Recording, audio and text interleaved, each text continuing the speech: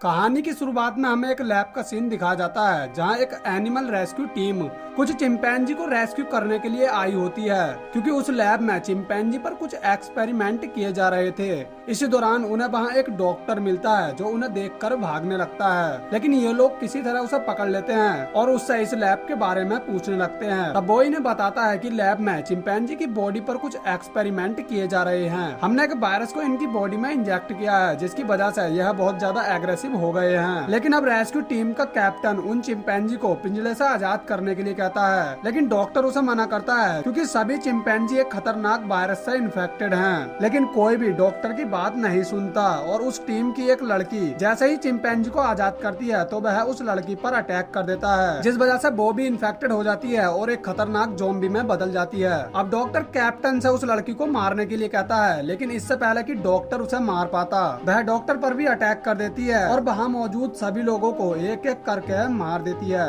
फिर हमें 28 दिन बाद का सीन दिखाया जाता है जहाँ हम एक हॉस्पिटल में जिम नाम के एक लड़के को देखते हैं। इसके बाद जिम हॉस्पिटल से बाहर आता है और सिटी की ओर जाने लगता है, लेकिन सिटी पूरी तरह से सुनसान पड़ी थी और वहाँ दूर दूर तक कोई भी इंसान दिखाई नहीं दे रहा था।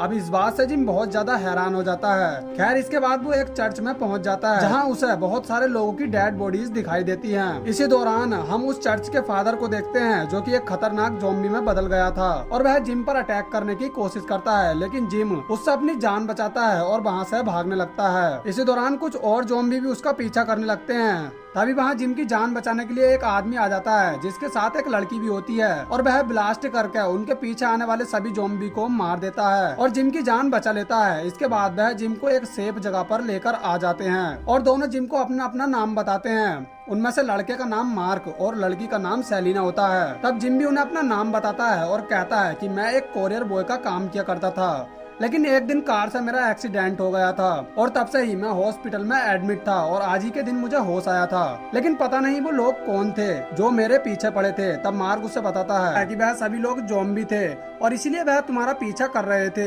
दरअसल जिम ज़ॉम्बी के बारे में कुछ नहीं जानता था। फिर मार्क उसे बताता है कि इस शहर में एक खतरनाक ज़ॉम्बी वायरस फैल चुका है, जिसकी वजह से शहर में मौजूद सभी लोग ज़ॉम्बी में बदल चुके हैं और एक दूसरे को मार रहे हैं। यहाँ तक कि ज़ॉम्बी ने मार्क और सेलिना की फैमिली वालों को भी मार दिया है और जो लोग भी जिंदा हैं वो या तो ज़ॉम्बी को मार रहे हैं या फिर उनसे बचकर भाग रहे हैं। अब जिम को भी अपनी फैमिली की याद आती है, इसीलिए वह अपने घर जाने की जिद करने लगता है। हालांकि पहले तो मार्क उसे घर जाने से मना करता है क्योंकि इससे जिम की जान को खतरा हो सकता है, लेकिन जिम के बहुत ज्यादा रिक्वेस्ट करने पर सेलिना और मार्क भी उसके साथ उसके घर जाते हैं, जहाँ जिम अपने मॉम डैड को मरा हुआ देखता है और उसे पता चलता है कि उन दोनों ने सुसाइड किया था।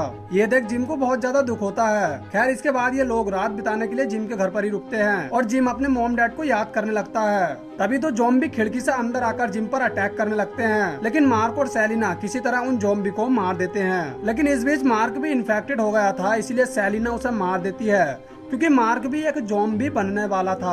इसके बाद ये दोनों घर से बाहर आ जाते हैं और एक दूसरी सेफ जगह पर जाने लगते हैं। तभी एक बिल्डिंग पर इन्हें एक लाइट जलती हुई दिखाई देती है, जिससे ये समझ जाते हैं कि उस बिल्डिंग में कोई न कोई तो जरूर रहता है। इसके बाद ये लोग भी उस बिल्डिंग में पहुंच जाते हैं और लाइट वाले फ्लैट की तरफ बढ़ने लगते हैं। तभी कुछ ज़ॉम्बी भी वहाँ आ जाते हैं और इनका पीछा करने लगते हैं। ये देखिए दोनों जल्दी से उस फ्लैट तक पहुँच जाते हैं, जहाँ इन्हें मास्क पहना हुआ एक आदमी मिलता है जो इन्हें फ्लैट के अंदर भेज देता है और खुद ज़ॉम्बी को मारने लगता है। इसके बाद वह आदमी एक एक करके उन ज़ॉम्बी को मार देता है।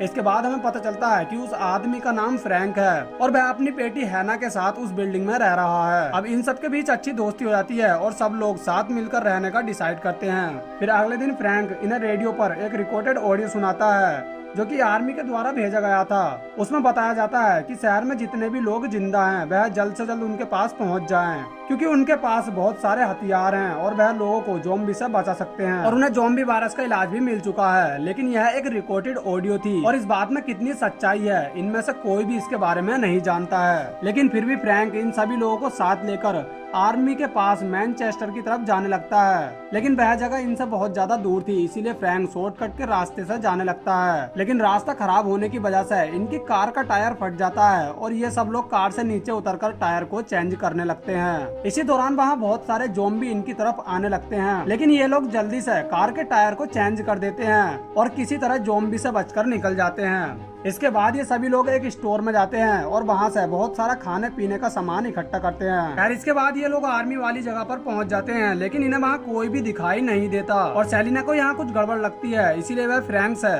वहाँ से वापस जाने के लिए कहती है, लेकिन फ्रैंक उस जगह को चेक करने लगता है। इसी दौरान वह एक ज़ॉम्बी की डेड बॉडी को लटका हुआ देखता है, जिसे एक कोआ बुरी तरह से नोच नोच कर खा रहा था।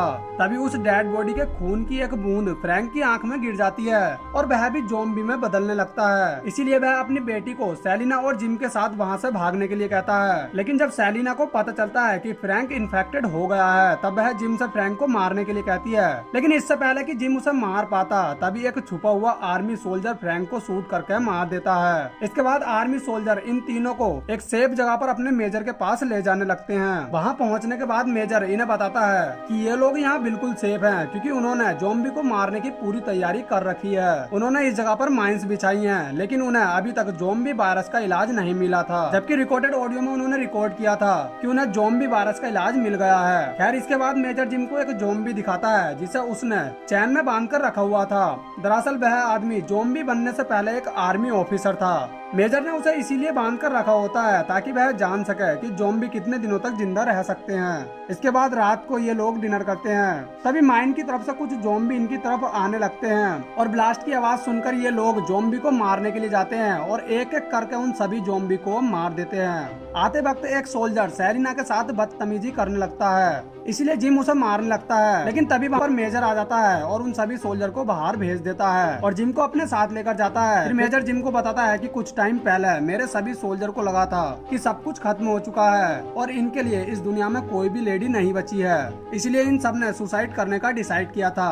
लेकिन तब मैंने इन्हें समझाया था और इन्हें एक औरत देने का वादा किया था जिसके साथ ये लोग अपना वंश आगे बढ़ा सकते हैं, इसलिए मैं सेलिना और हैना को नहीं छोड़ सकता। जिम को जैसे ही इनकी सच्चाई पता चलती है तो वह समझ जाता है कि इन्होंने उस ऑडियो को इसीलिए जारी किया था ताकि जो लोग भी इनके पास आए तब ये लोग उनमें से फीमेल के साथ अपनी मनमानी कर सकें। खैर इसके बाद जिम हैना और सेलिना को लेकर वहां से भागने लगता है, लेकिन मेजर के लोग उन्हें पकड़ लेते हैं। हालांकि यहाँ सार्जन नाम का एक सोल्जर जिम का साथ देने लगता है, लेकिन मेजर जिम के साथ साथ उसे भी जेल में डाल देता है और सेलिना और हैना को अपने साथ ले जाता है। इसके बाद आर्मी सोल्जर जिम और सार्जन को एक जंगल में लेकर जाते हैं, क्योंकि मेजर ने उन्हें मारने का ऑर्डर दिया था। वो लोग सार्जन को शूट करके मार देते हैं, लेकिन जिम उन्हें चकमा देकर किसी तरह वहाँ से भाग जाता है और एक जगह आकर गिर जाता है। तभी वह आसमान में एक एरोप्लेन को देखता है, जिससे वो समझ जाता है कि कुछ लोग अभी भी वायरस से बचकर दूसरी जगह पर रह रहे हैं। उधर मेजर सेलिना और हैना को अच्छे कपड़े पहनकर तैयार होने के लिए कहता है ताकि वह सब लोग उनके साथ अपनी मनमानी कर सकें। इसके बाद वह उनके कपड़े चेंज करने के लिए उन्हें एक रूम में लेकर जाते हैं। दूसरी तरफ जिम मैनचेस्टर के सायरन को बजाने लगता है। इसकी आवाज सुनकर मेजर के सोल्जर बाहर आकर देखने लगते हैं। तभी जिम उनमें से एक सोल्जर को मार देता है। इसके बाद मेजर भी बाहर आकर देखने लगता है। तभी वह अपने एक सोल्जर को मरा हुआ पाता है। इसी दौरान वहाँ बहुत सारे ज़ॉम्बी आने लगते हैं। ये देख मेजर वहाँ से भागने लगता है। उधर जिम उस सोल्जर ज़ॉम्बी को आजाद कर देता है जिसे मेजर ने चैन से बांध कर रखा था। जिसके बाद वह ज़ॉम्बी सेलिना के रूम में पहुंच जाता है और उसके रूम वाले सोल्जर पर अटैक करके उन्हें मार देता है। लेकिन सेलिना और हैना रूम से बाहर आ जाती हैं, जिसके बाद एक दूसरा आर्मी सोल्जर उन दोनों को एक दूसरे रूम में ले जाता है। अब जिम एक एक करके सभी आर्मी सोल्जर को मारने लगता है और सेलिना के रूम में भी पहुंच जाता है और वहाँ पहुँचते ही वह उसके रूम वाले सोल्जर पर भी अटैक करता है और उसे मार देता है। अब जिम की ऐसी हालत देख सेलिना को लगता है कि जिम भी एक ज़ॉम्बी में बदल गया है, इसीलिए वह उसे मारने के लिए आगे बढ़ती है। तभी उसे पता चलता है कि जिम बिल्कुल ठीक है और ये देख वह बहुत ज्यादा खुश हो जाती है। इसके बाद ये दोनों एक दूसरे को किस करने लगते हैं। इसके बाद ये दोनों हैना को लेकर वहाँ से कार की तरफ बढ़ने लगते हैं। तभी इन्हें कार के अंदर मेजर दिखाई देता है, जो इस बात से बहुत ज्यादा दुखी था कि जिम ने उसके सारे सोल्जर को मार दिया है, इसीलिए वह जिम को शूट कर देता है। हालांकि जिम अभी भी जिंदा होता है। तभी हैना गाड़ी को स्टार्ट करती है, जिसकी आवाज सुनकर सोल्जर ज़ॉम्बी उनके पीछे आता है और वह शीशा तोड़कर मेजर को बाहर निकाल लेता है और उसे भी मार देता है।